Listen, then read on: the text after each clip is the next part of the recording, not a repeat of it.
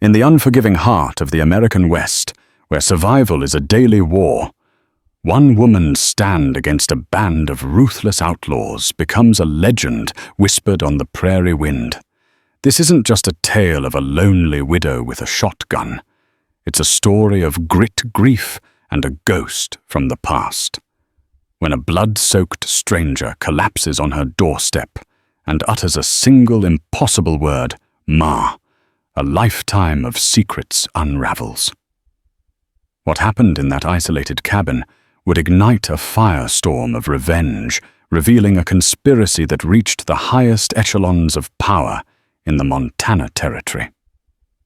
The dust of the Montana Territory in 1887 was a character in itself.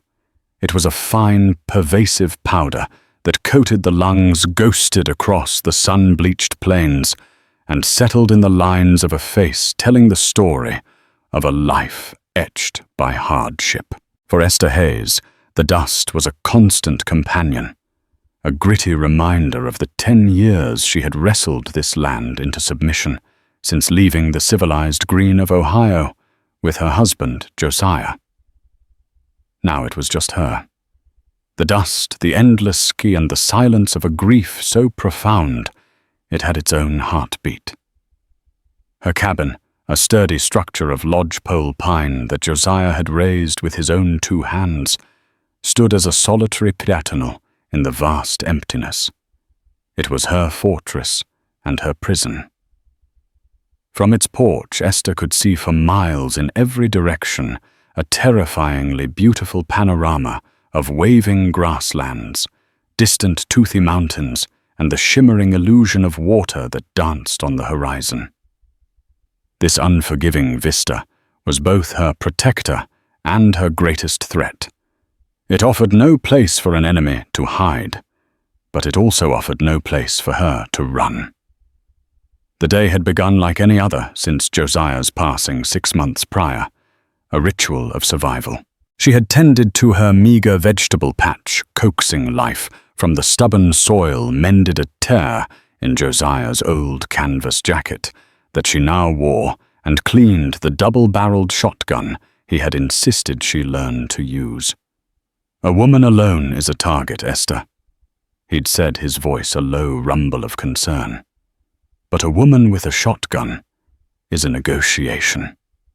It was late afternoon, the sun beginning its slow, fiery descent, when the negotiation began. They came from the east, 6 riders materializing from the heat haze like wraiths. They weren't cowboys or prospectors. Their movements were too predatory, their silhouettes hunched and menacing against the bruised purple sky.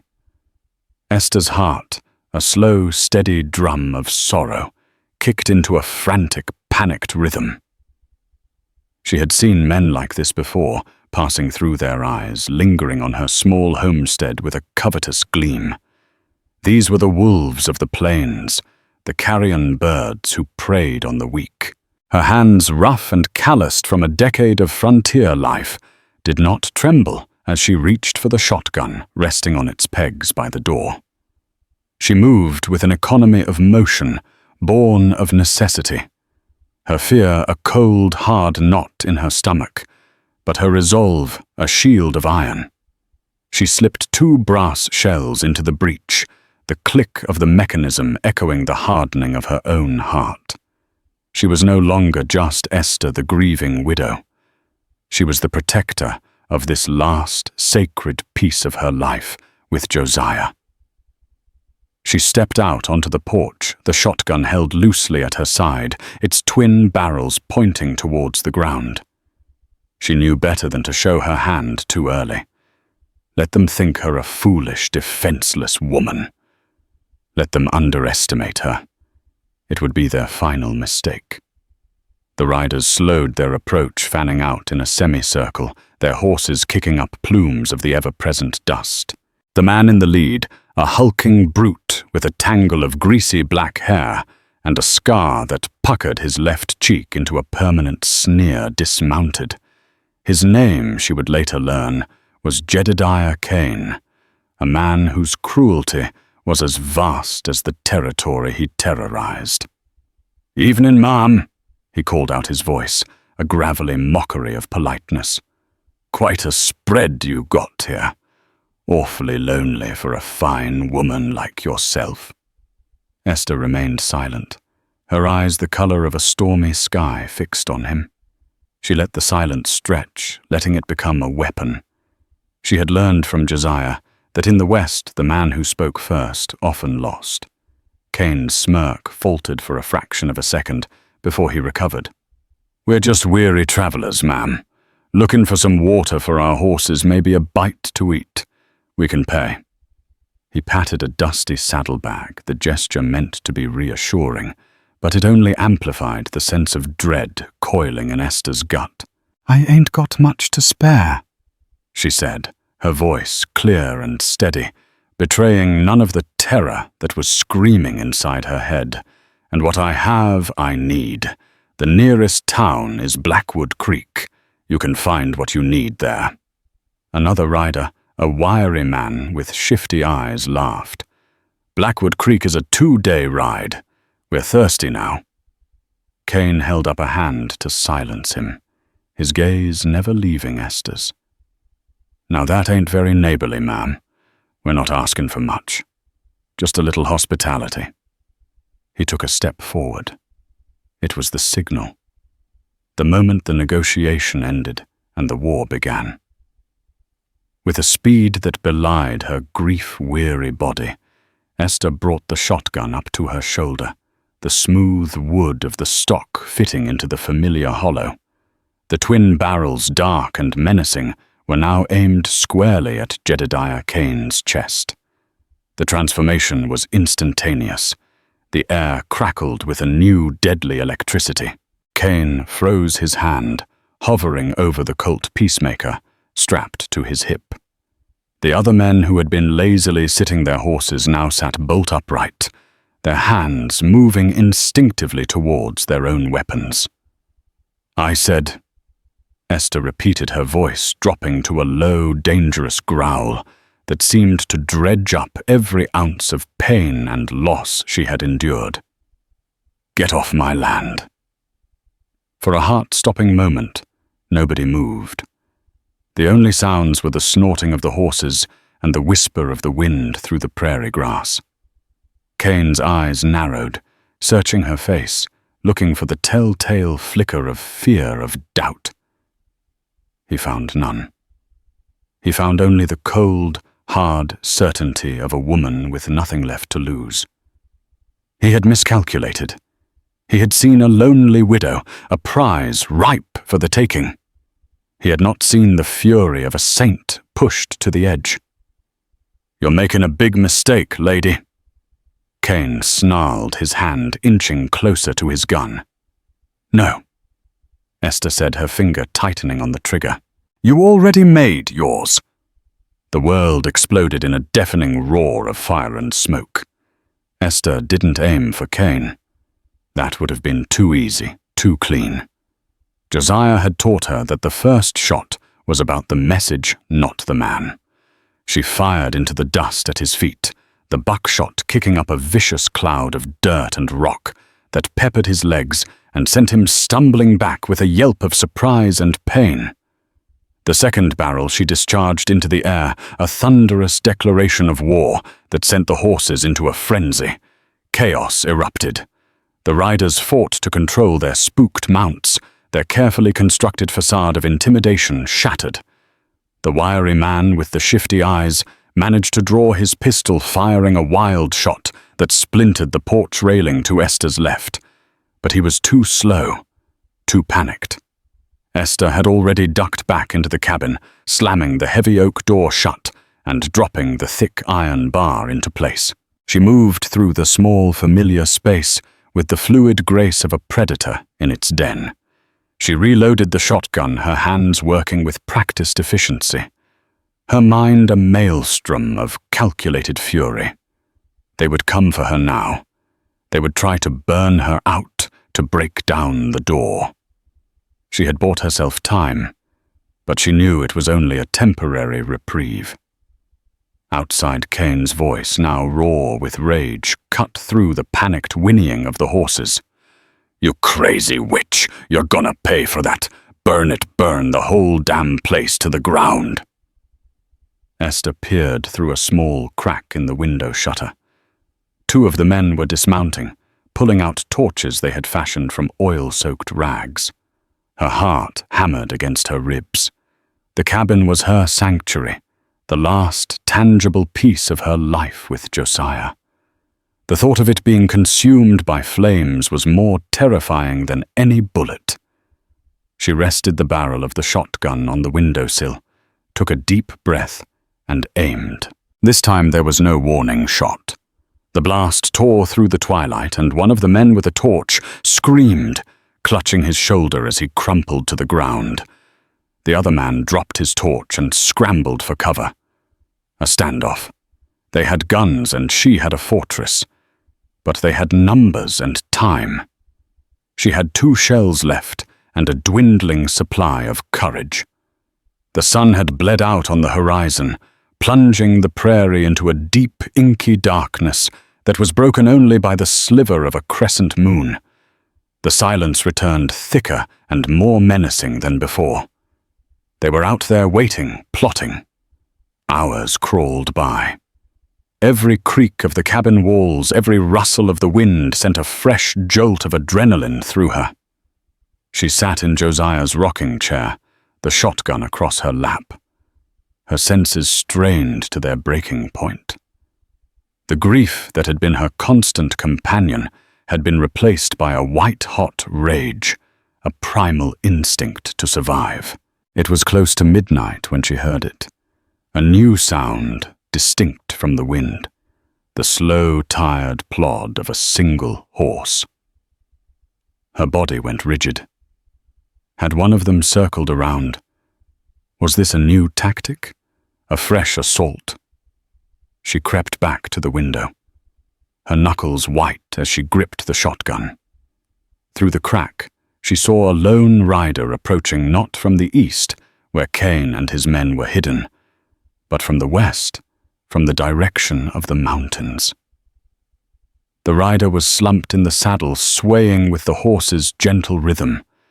As he drew closer into the faint moonlight, she could see that he was young, barely a man, and his clothes were dark, with what looked like blood. Her finger rested on the trigger. This could be a trick, a ruse to get her to open the door. The West was full of stories of such deceptions, but something held her back. The way he slumped in the saddle, the exhausted slump of his shoulders, it wasn't the posture of a predator. It was the posture of the prey. The horse, a magnificent black stallion, stopped right in front of her porch, as if it knew this was its destination. The young man moaned a soft, guttural sound of pure agony, and then he slid from the saddle, collapsing in a heap in the dust not 10 feet from her door. Esther's heart was a war drum in her chest. Every instinct screamed at her to stay inside, to wait for the morning. But the sound of his pain, the sheer vulnerability of his crumpled form, pricked at a part of her she thought had died with Josiah, the part that was a healer, a nurturer. Before she had been a wife and a homesteader, she had been a nurse. Slowly, cautiously, she lifted the iron bar. The creak of the door was deafening in the silence. She stepped out onto the porch, the shotgun still held at the ready, its barrels pointed at the unmoving figure on the ground. "Who's there?" She called out, her voice a harsh whisper. The man stirred, pushing himself up onto one elbow. The moonlight caught his face pale and strained his features handsome despite the grime and blood. His eyes dark and filled with a universe of pain found hers. He opened his mouth, his lips cracked and dry. He spoke a single word, a word that shattered the foundations of Esther's world, a word that was impossible, a word that stole the breath from her lungs and the strength from her limbs. "Ma." The shotgun slipped from her numb fingers, clattering onto the wooden planks of the porch, with a sound that echoed the breaking of her own heart. The man on the ground was a stranger, his face unfamiliar, his voice a ghost from a life she had buried long ago. But the name he had called her, it was the name only one person had ever used. Her son. Her little boy, Thomas, who had been taken from her by a fever 20 years ago, 1,000 miles away in Ohio, and buried in a small churchyard she could no longer picture. This was a cruel trick of the mind, a hallucination brought on by fear and grief. It had to be. But as the stranger's eyes fluttered closed and he collapsed back into the dust, the last word he had spoken hung in the air, a phantom whisper that clawed at the walls she had built around her heart. "Ma!" The world tilted on its axis. Esther stood frozen on the porch, the cold night air doing little to quell the firestorm in her mind. Ma. The word was a key, unlocking a room in her heart she had sealed shut for 2 decades. A room filled with the phantom weight of a small hand in hers, the echo of a child's laughter, the unbearable ache of a love that had nowhere to go. Her son Thomas had been a wisp of a boy, all knobby knees and bright, curious eyes. He had died at the age of 5, his small body consumed by a fever that had swept through their Ohio town like a prairie fire. She had held him, sung to him, and felt the last fluttering breath leave his body. She had picked out the wood for his tiny casket. She had watched as Josiah shoveled the cold, dark earth over it. Thomas was gone. He was a memory, a ghost she carried in the locket around her neck. And yet, the man on the ground, bleeding into the dust of her front yard, had spoken the name. The primal instincts of a mother, long dormant, warred with the hardened survival instincts of a widow. To bring him inside was madness. Cain and his men were still out there, lurking in the darkness. This stranger could be one of them, a part of an elaborate and cruel deception. But to leave him out here to die... She looked at his pale, blood-streaked face, and she saw not a threat but a binhamu, a for in desperate need of his mother. With a choked sob that was equal parts terror and a strange, burgeoning hope, she made her decision. Dragging him was a monumental effort. He was heavier than he looked, a dead weight of muscle and bone. She hooked her arms under his, her boots, slipping in the loose dirt, and pulled him inch by agonizing inch across the yard and up onto the porch. The effort left her gasping for breath, her muscles screaming in protest. She hauled him inside, bolted the door, and for a moment simply leaned against it, her body trembling, her mind reeling.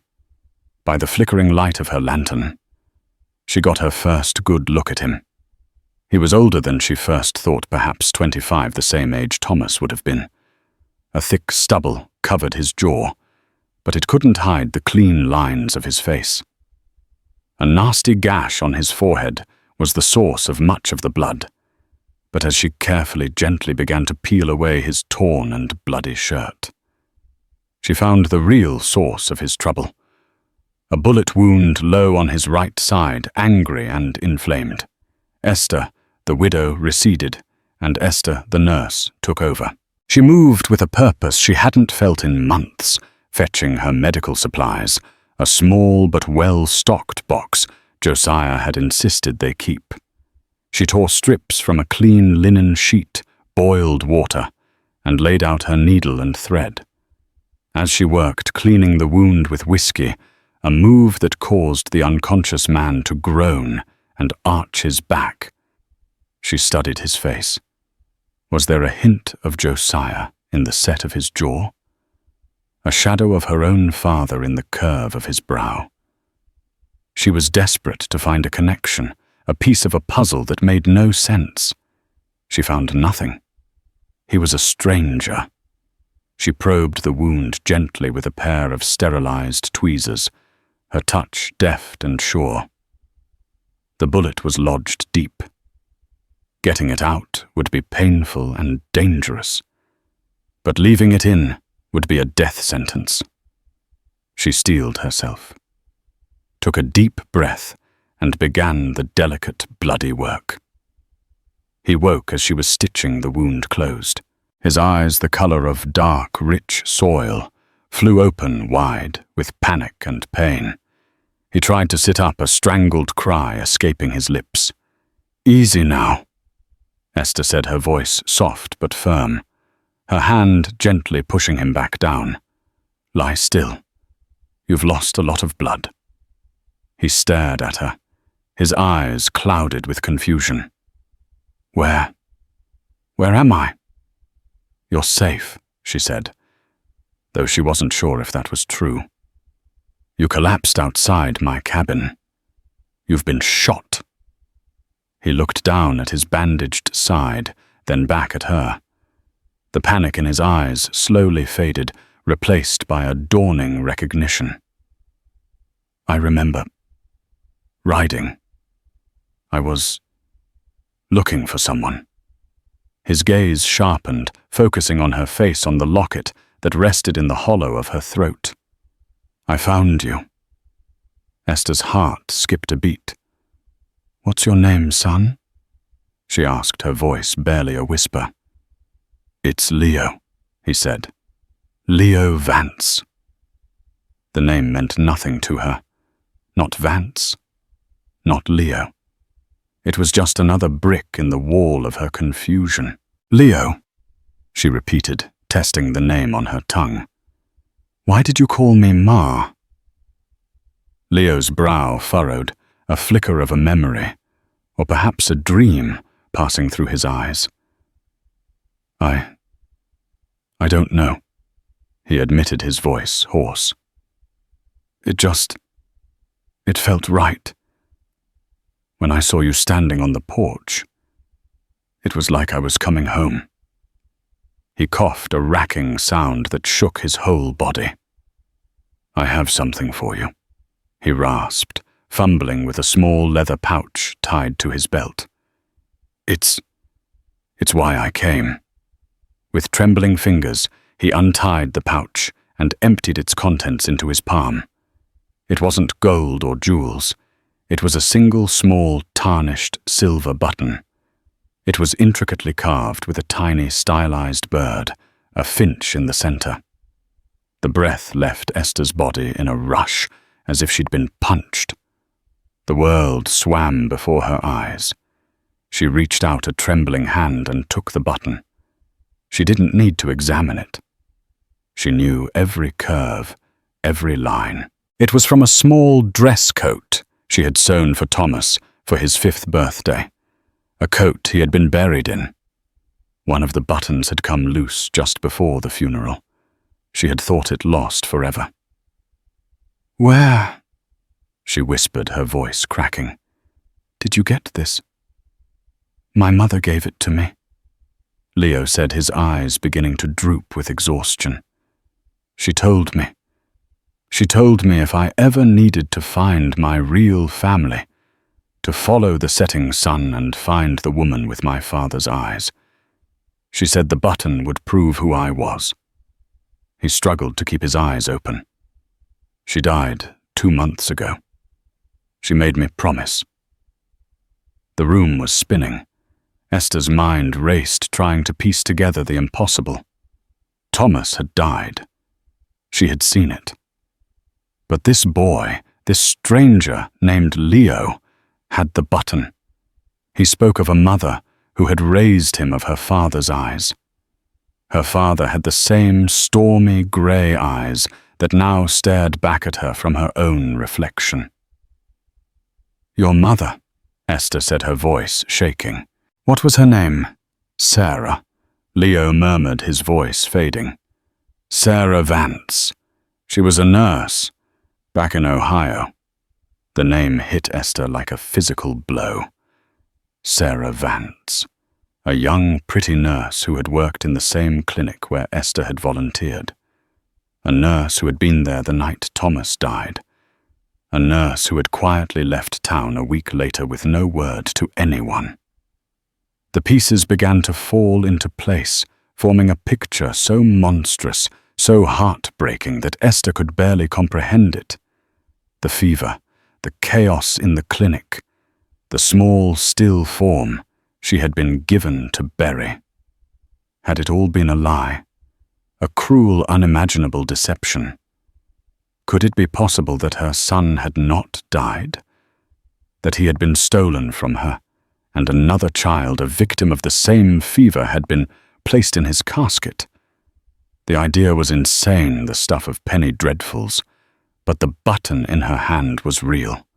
The boy in her cabin was real, and the story in his eyes felt terrifyingly, impossibly true. Before she could ask another question, before she could voice the storm of hope and rage that was tearing her apart, Leo's eyes rolled back in his head, and he slipped back into unconsciousness. Esther was left alone in the silent cabin, the ghost of her past lying wounded on her floor, and the wolves still waiting outside her door. The night was far from over, and she now had more to protect than just a piece of land. She had to protect a flicker of impossible hope, a hope that could either redeem her past or destroy her future. The first rays of dawn crept over the horizon, painting the prairie in hues of soft pink and grey. The light brought no comfort to Esther. It only served to illuminate the precariousness of her situation. Outside, a gang of ruthless men wanted her dead. Inside, a man who claimed to be the son she had buried 20 years ago lay hovering between life and death. She had spent the remainder of the night in a state of hypervigilance, tending to Leo's fever, which had begun to climb, while her ears strained for any sound from Cain and his men. The silence from their camp was unnerving. It wasn't the silence of retreat. It was the silence of a predator waiting for the perfect moment to strike. Leo tossed and turned in a fevered delirium, murmuring names and places that meant nothing to Esther. Blackwood. The papers. Have to warn him. Cain. The name jolted her. Cain. He had said Cain. Not just any Cain, but the name of the man who was currently laying siege to her home. A cold dread washed over her.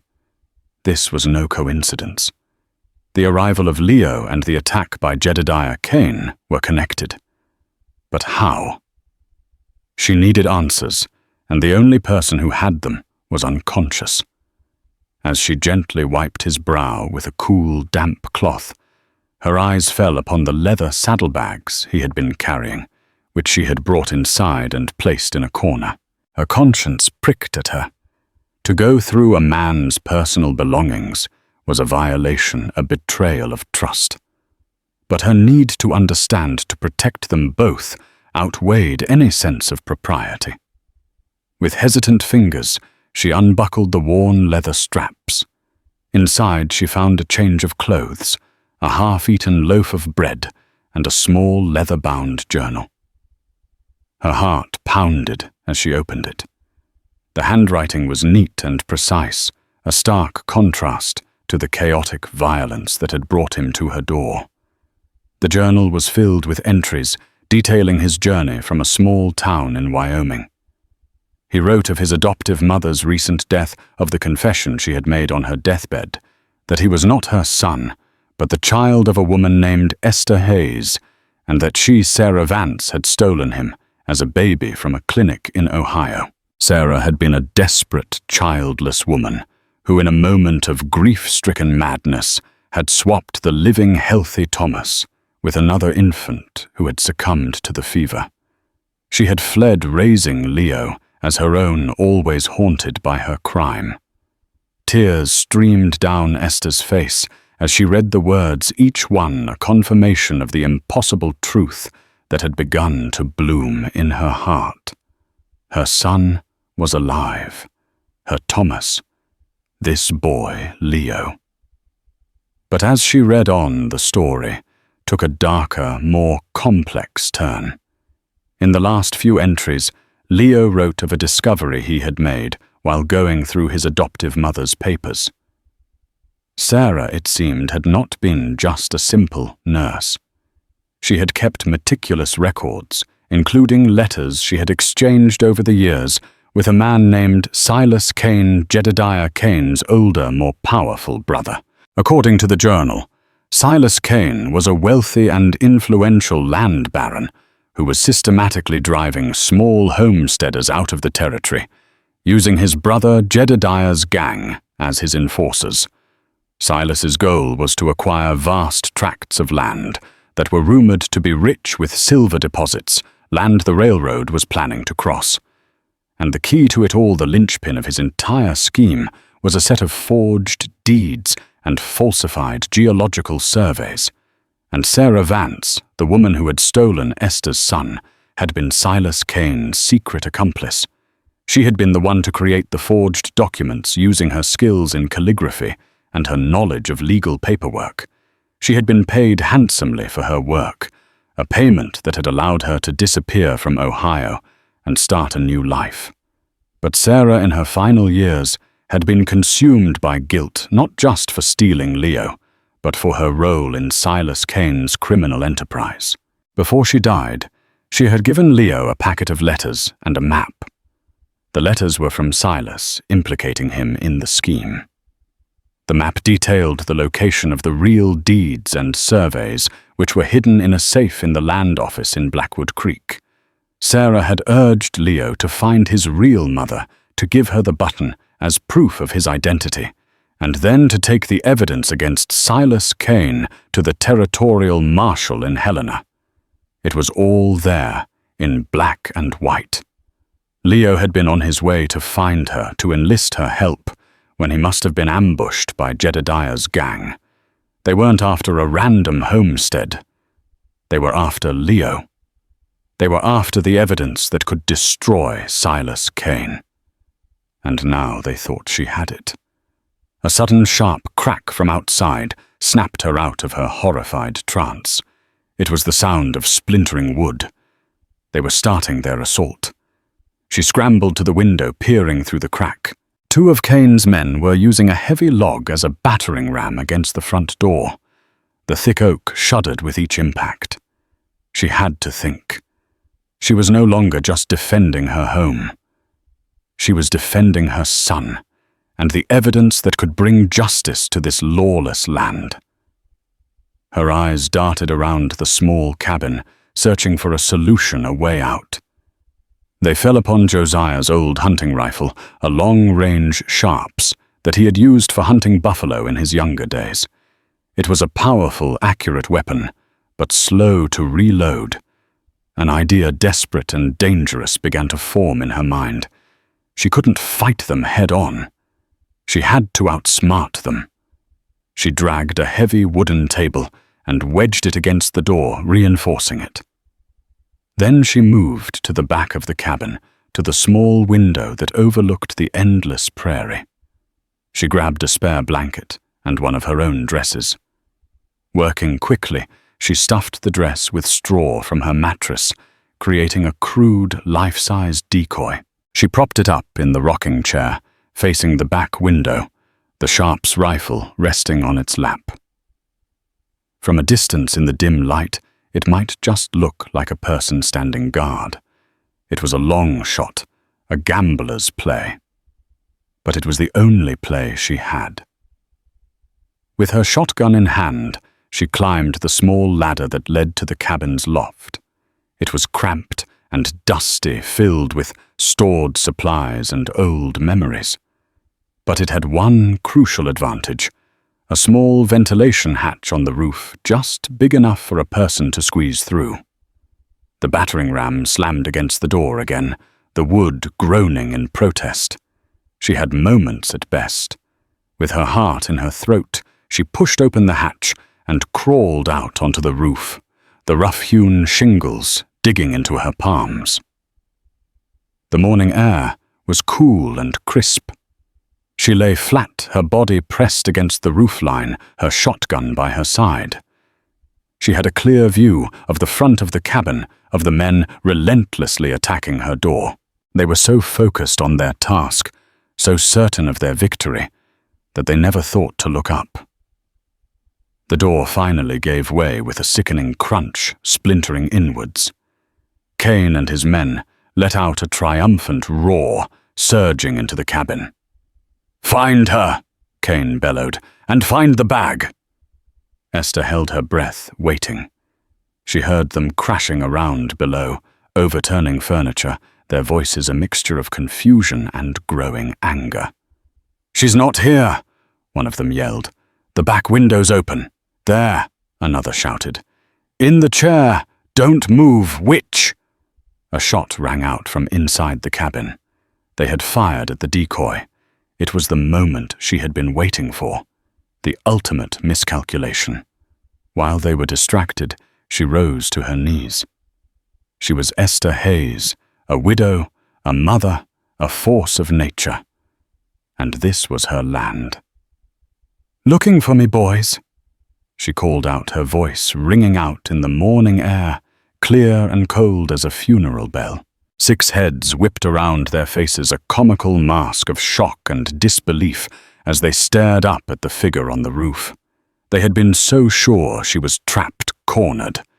They had walked into her trap. Jedediah Kane's face contorted in a mask of pure fury. "Get her!" he screamed, raising his pistol. But Esther was faster. She had the high ground. She had the element of surprise, and she had a righteous fury that had been simmering for 20 years. The shotgun bucked against her shoulder, its roar a deafening exclamation point to her declaration of ownership. One of the men closest to the cabin crumpled to the ground, his chest a crimson flower. The battle for the soul of the prairie had begun, and the widow on the roof had just fired the first shot. The world dissolved into a cacophony of cordite screams and shouting. Kane's men, their moment of triumph turned to ash in their mouths, scrambled for the dubious cover of the porch railings and the open doorway. They were thugs and bullies, their courage born of numbers, and the fear they inspired in others, not from any true grit. Faced with a determined, elevated foe, their attack devolved into a panicked, disorganized retreat. Esther worked the shotgun with a deadly mechanical rhythm that belied the frantic beating of her heart. Fire, break, eject, reload, fire. Each blast was a punctuation mark in a story of long overdue vengeance. She was no longer just fighting for a piece of land. She was fighting for the life that had been stolen from her, for the son who lay wounded and helpless below his fate, tied inextricably to hers. A second raider trying to flee toward the tethered horses screamed and went down, clutching a leg shredded by buckshot. He writhed in the dust, his cries a stark testament to Esther's fury. "Spread out, you fools!"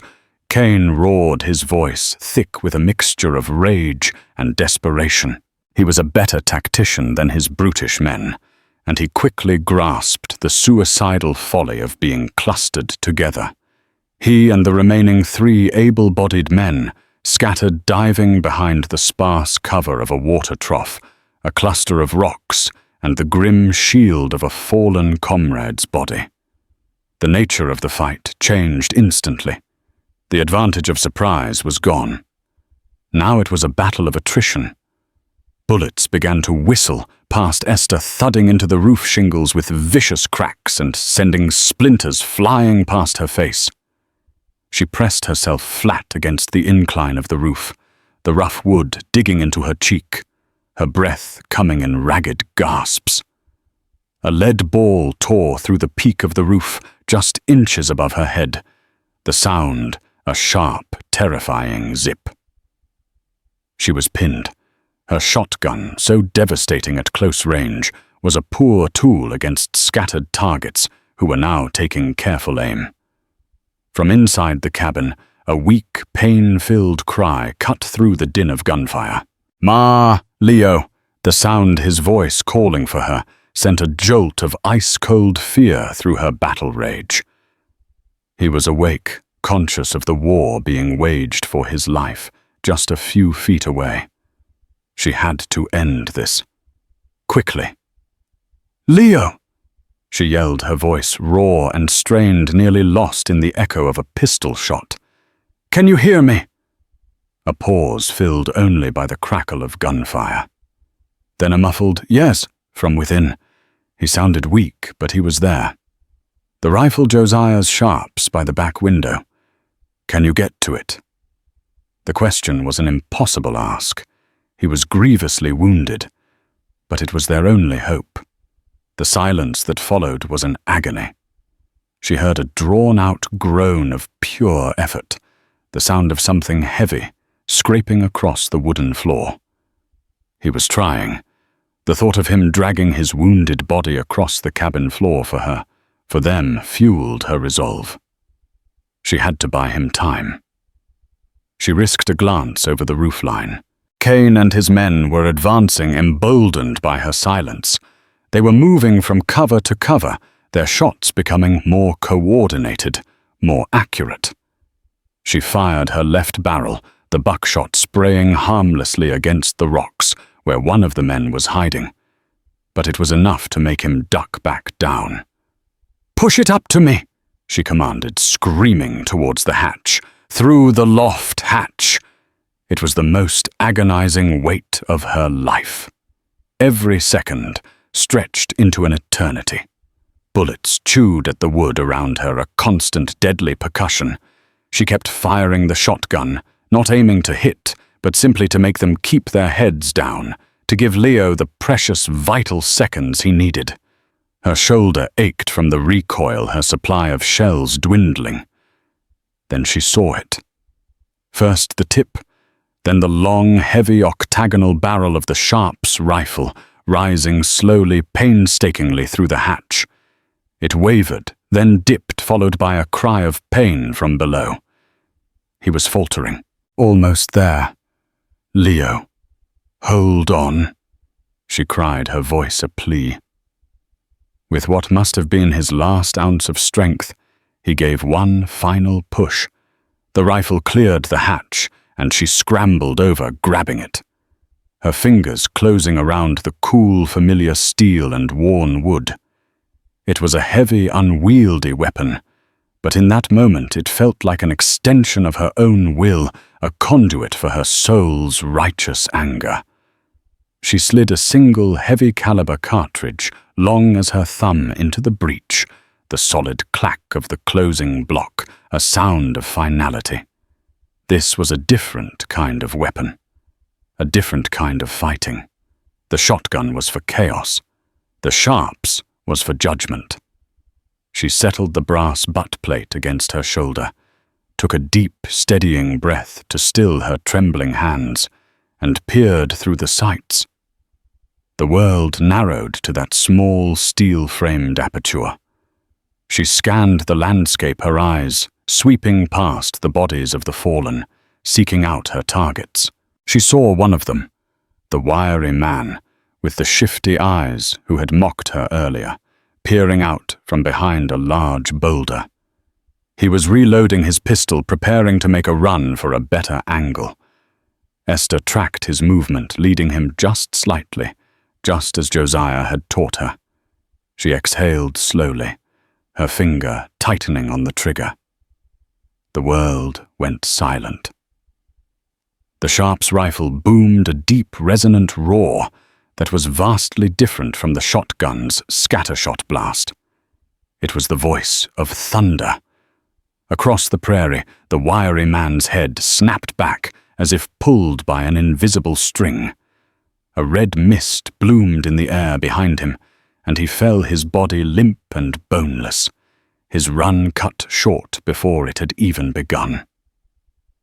A stunned, profound silence fell over the battlefield.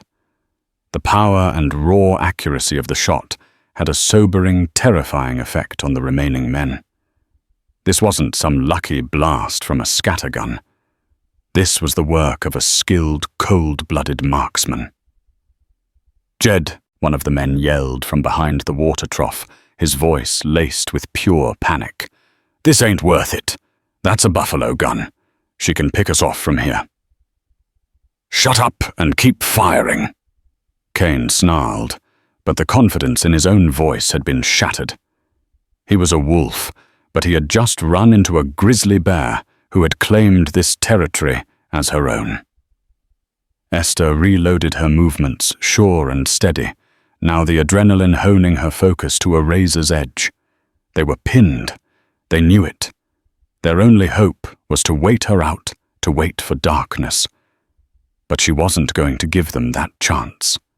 Suddenly, a new sound cut through the tension, overwhelming the prairie silence. The thunder of hoofbeats coming fast from the west, from the direction of the mountains. But it wasn't just one horse. It was many. A dozen, maybe more. A posse. The martial hope, fierce and blindingly bright, surged in Esther's chest. Kane and his remaining men heard it too. Their faces turned, their expressions shifting from aggression to raw alarm. They had been so focused on the cabin, so consumed by their fight with her, that they had let themselves be caught in a trap of their own making. But as the riders crested a small rise, silhouetted against the morning sun, Esther's hope turned to jagged ice in her veins. They weren't lawmen. Their movements were too fluid, too predatory. They were another gang of outlaws riding hard and with purpose. And at their lead was a man on a powerful grey stallion, a man who sat tall and straight in the saddle, his face a mask of cold, calculating intelligence. He was older than Jedediah, dressed in a fine, tailored black coat that seemed to absorb the light around it, a stark contrast to the dusty, sweat-stained rags of his men. Even from this distance, Esther could feel the aura of absolute, unshakable authority that radiated from him. It was Silas Kane. Jedediah's face, which had been pale with fear, broke into a wide grin of relief and renewed arrogance. "Right on time, brother," he yelled, waving his hat. Silas Kane paid him no mind. His cold, assessing eyes swept across the scene, taking in every detail. In an instant, the two dead raiders, the third wounded, and whimpering the splintered door of the cabin, and finally, the lone figure of the woman on the roof, her small frame made formidable by the long rifle she held. He raised a single-gloved hand. His men reined in their horses as one, a silent, disciplined, and far more dangerous force than his brother's rabble. "Jedediah," Silas said, his voice calm, yet carrying across the distance with an unnerving clarity that cut through the wind. "Your instructions were to retrieve a package and its courier. You were not, as I recall, instructed to start a war with a farmer's wife and lose half your men in the process." "She ain't just some farmer's wife, Silas," Jedediah protested, gesturing wildly at the carnage around him. "She's a devil, and the boy, the courier, he's in there. I heard him." Silas's gaze shifted to the cabin, his eyes narrowing to slits. "So the whelp made it this far," he murmured, more to himself than to anyone else. His chilling eyes returned to Esther. A flicker of something that might have been respect, or perhaps just cold amusement, crossed his features. "You have proven to be a formidable adversary, madam. I can appreciate that. But this is the end of the game. You have in your possession a satchel of documents that belong to me, and you are harboring a fugitive wanted for theft. Hand them both over, and I will be merciful. I will allow you to live." It was not a negotiation. It was a death sentence, merely delayed. Esther knew it with every fiber of her being. She had read Leo's journal.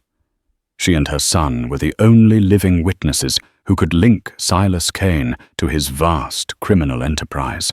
He would never, could never let them live. "The only thing I have for you," Esther called back, her voice ringing with a defiance she did not feel, but willed into existence, "is a reckoning. For every family you've ruined, for every life you've destroyed, and for my son." A slow, cold smile spread across Silas Kane's face, a smile that did not reach his dead eyes. "So be it." He turned his head slightly, his command delivered in that same calm tone that was more terrifying than any shout. "Burn it," he commanded, "and kill anyone who comes out." This time, there was no hesitation. The newly arrived men dismounted with practiced efficiency, pulling out torches and rifles. They were a disciplined, ruthless force, and they advanced on the small pine cabin with a deadly, inexorable purpose. The final battle had begun. Esther was outnumbered, more than 10 to 1, outgunned, and her only ally was a wounded boy inside a wooden tinderbox. The odds were not just long. They were impossible. But as she looked down at the men advancing on her home on her son, she felt no fear, only a cold, crystalline certainty. If this was to be her end, she would make it an end that the Montana Territory would never forget. She raised the Sharp's rifle to her shoulder one last time, rested her cheek against the stock, and took aim at the man in the black coat, the fate of her past and her future resting on a single, desperate, impossible shot. The story of Esther Hayes and the Battle of Dust Devil Gulch, as it came to be known, became a cornerstone of Montana legend. It wasn't just a tale of survival.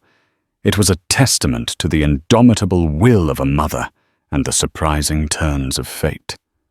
Esther's desperate stand bought them the one thing the Kane's money couldn't time.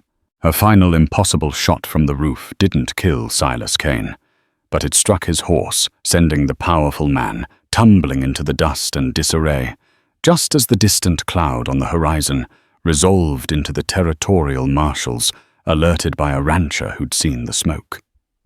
The evidence in Leo's satchel, combined with the testimony of a captured and repentant Jedediah, was enough to unravel Silas Kane's empire of greed and fear. Esther Hayes, the quiet widow, became the woman who broke the back of the most powerful criminal in the territory. She and Leo rebuilt the cabin, their shared ordeal, forging a bond deeper than blood, a slow, careful healing of wounds, 20 years in the making. Their story reminds us that in the heart of the great wild frontier, the fiercest force of nature isn't the storm or the fire, but the unyielding power of a mother's love. If this story of grit and redemption stirred your soul, help us keep these legends alive. Hit that like button. Share this tale with someone who loves a classic Western, and be sure to subscribe for more stories from the untamed heart of history. Your support allows us to continue unearthing the incredible true dramas of the American West. Let us know in the comments which legend you want to hear next.